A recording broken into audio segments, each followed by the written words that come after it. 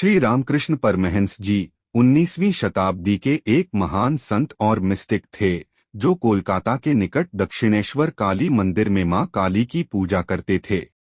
उनका जीवन पूरी तरह भक्ति, साधना और दिव्य अनुभवों में डूबा हुआ था। वे अक्सर कहा करते थे, जो भी इस संसार में है उसमें ईश्वर ही वास करता है। एक बार की बात है, मंदिर परिसर में एक गरीब और बीमार व्यक्ति आया। वह कोढ़ से पीड़ित था। उसके शरीर पर घाव थे, बदबू आ रही थी और लोग उसे देखकर दूर हो जाते थे। मंदिर के पुजारी और भक्त भी उसे छूने से कतरा रहे थे।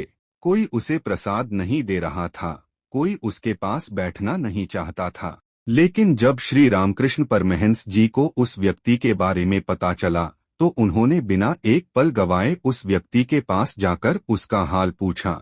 वे उसके पास जमीन पर बैठ गए, जैसे कोई अपने परम मित्र के साथ बैठता है। फिर उन्होंने अपने हाथों से उस रोगी को खाना खिलाया। जब लोगों ने यह देखा तो वे घबरा गए। किसी ने डरते हुए पूछा, गुरुदेव, आप यह क्या कर रहे हैं? यह व्यक्ति अछूत है, इसे छूना भी ठीक नहीं।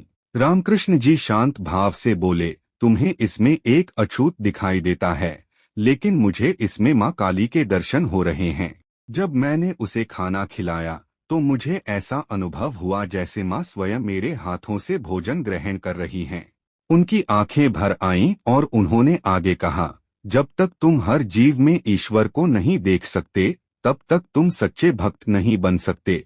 यह बात सुनकर वहां मौजूद सभी लोग स्तब्ध रह गए। किसी ने पहले ऐसा प्रेम, ऐसी करुणा और ऐसी भक्ति नहीं देखी थी। वे समझ गए कि संत केवल उपदेश नहीं देते, वे जीवन से ही सिखाते हैं। उस दिन रामकृष्ण परमहंस जी ने यह सिद्ध कर दिया कि हर प्राणी में परमात्मा का वास है, चाहे वह अमीर हो या गरीब, सुंदर हो या विकृत, स्वस्थ हो या बीमार। जब हम किसी की सेवा करते हैं तो वास्तव में हम भगवान की सेवा कर रहे होते हैं।